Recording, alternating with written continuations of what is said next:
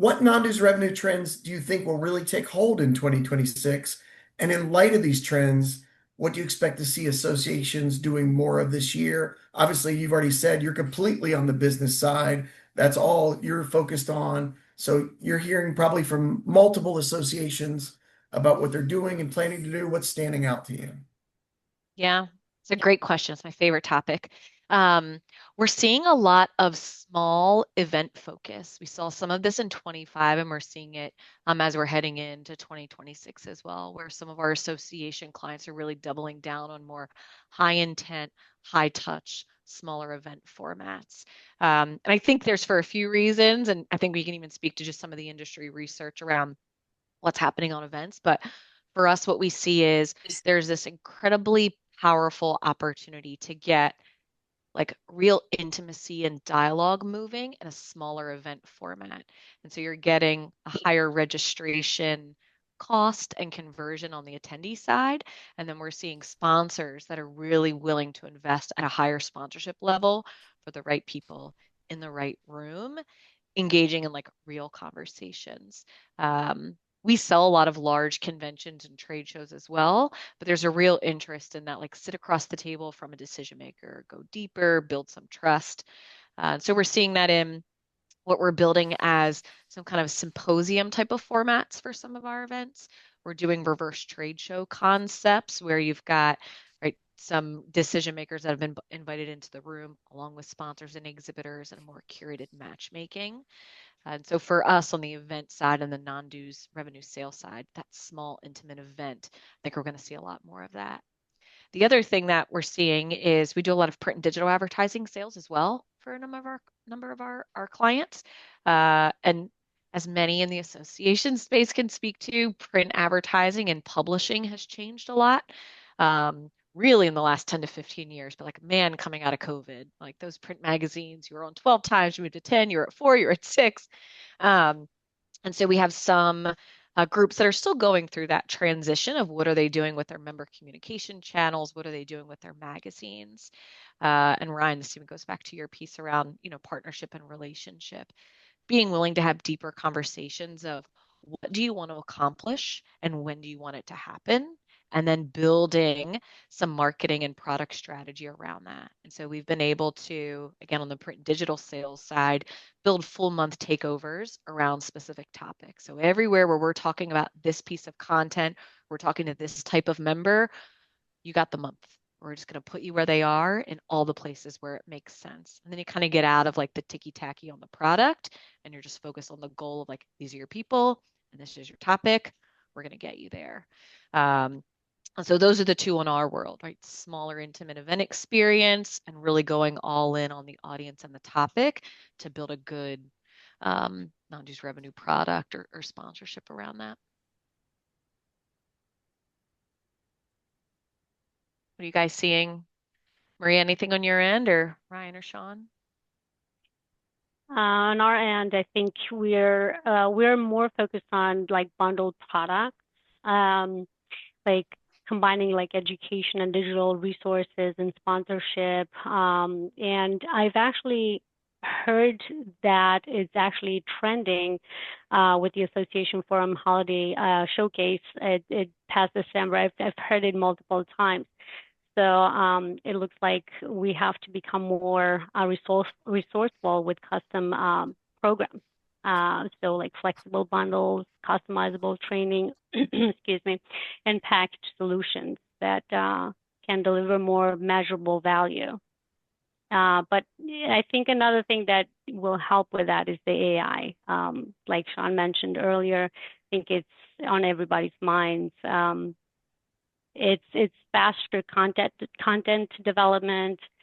It's more personalized learning, and I think that it will give more better insights from the AI-driven analytics to identify new opportunities and build stronger partner relationships.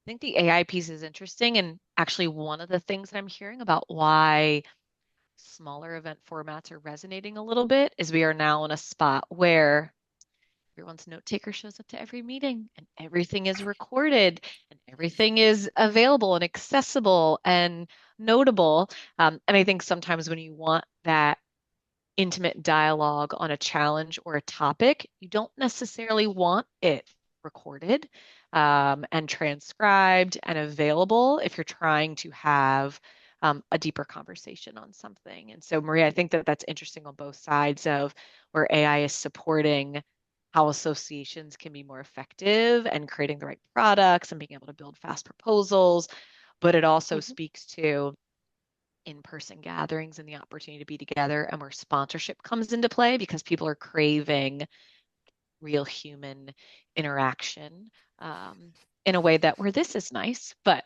it's not the same. I agree. I guess I would just lean into that a little bit and say, we're thinking of ways where, to take what is existing and in terms of channels. Like coming up with something new and developing something new means you have to educate your customer, you have to educate your teammates, you have to get buy-in on what the ROI and value delivery is. Sometimes that can be a challenge, and so before we even get started, we've stopped. And so one way to get through that is to lean into that as a business developer with your customers. I mentioned AI earlier, and just to share that, to pull that string a little bit, is just the idea would be what's relevant to the market, what trends are happening. So Brittany mentioned the availability of a topic takeover. Love that idea, but think about the way that we would handle those topics. Are you doing it throughout the year? So if your customer is interested, for example, in AI, well, help them understand this is the way our association's approaching that topic throughout the year. Here's what other folks that look like you are doing to address it. Something you can do unique, maybe X, Y, or Z. It could be a educational format or an article contribution or podcast, you name it. But the point is that it's finely tuned to the outcome of that topic. And so we're doing a lot of work around initiative based, I don't want to call it selling, but invitation.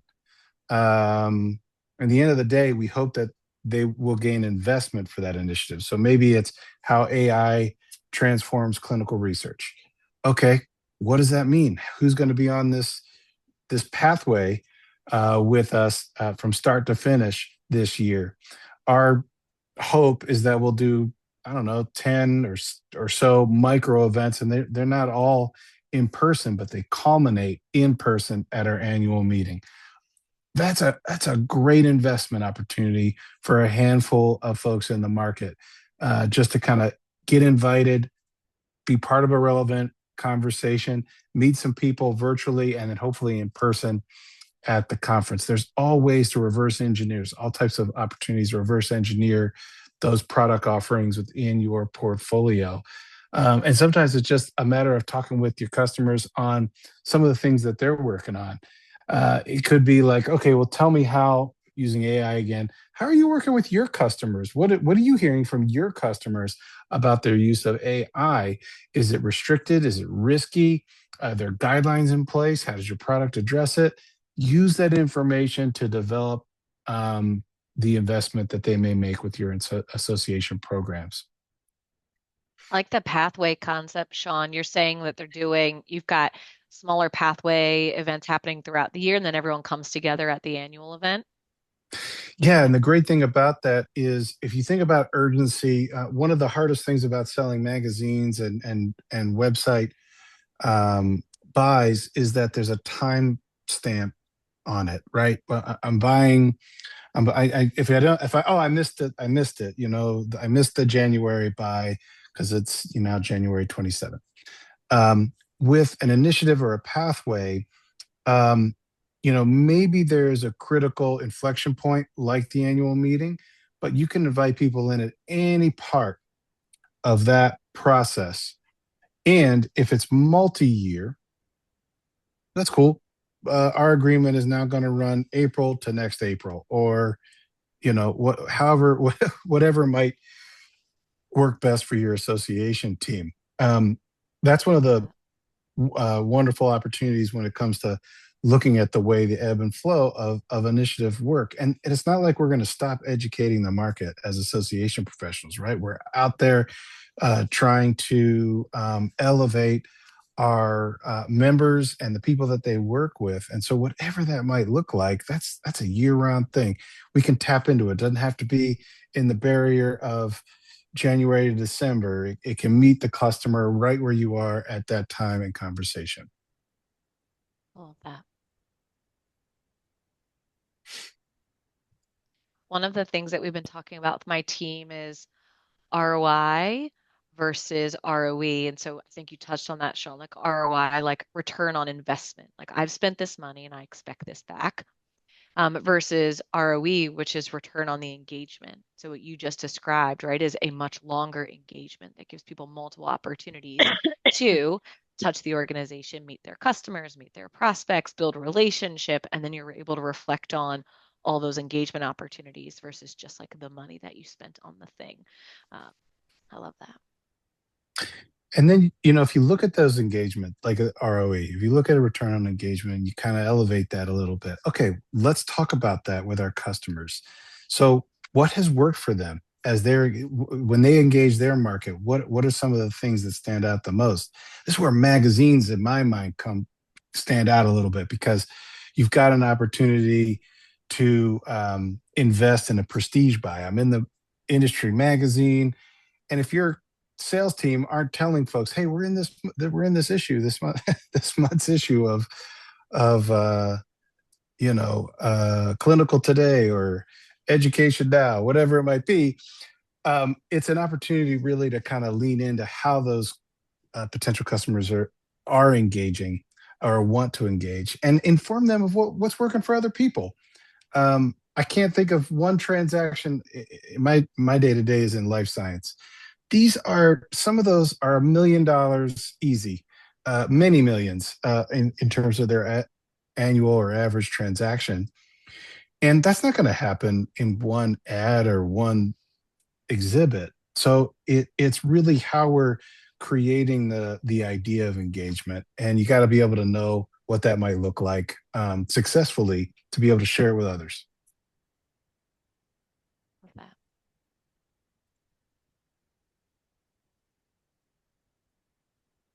Anything you want to add, Ryan? I'm sitting here deciding if I should just say something just to say it. I'm leaning towards Yeah. leaning towards no. The only thing We'll that's coming throw to it back mind to for Jay. me, yeah, maybe we just do that because I can come back at the end. But I'll just echo one thing we've done at Educause recently that's been really successful. I would say in ROE, I don't know about ROI as much, but in ROE is case study stuff. So, I mean, higher ed tech, AI is all everyone's talking about. I almost just said a joke and said, "What's AI? I've never heard of it." It's literally all we talk about. And so what we've leaned into is what institutions are doing things with AI, get those people in front of the other members, because as much as they want to hear from us about what we think AI is going to do, they really want to hear from each other. And so I think in the next year, I think across association spaces, we're going to see a move towards, and maybe there are these smaller events, but we're going to see a stronger move towards members giving things to other members or teaching other members or sharing with other members. I think AI has created a space that's people feel a little more open to collaborate, even with people who might be their competitors in other ways, because no one really knows what to do with this thing in a lot of spaces. So that's the only thing I would add, but otherwise nailed it.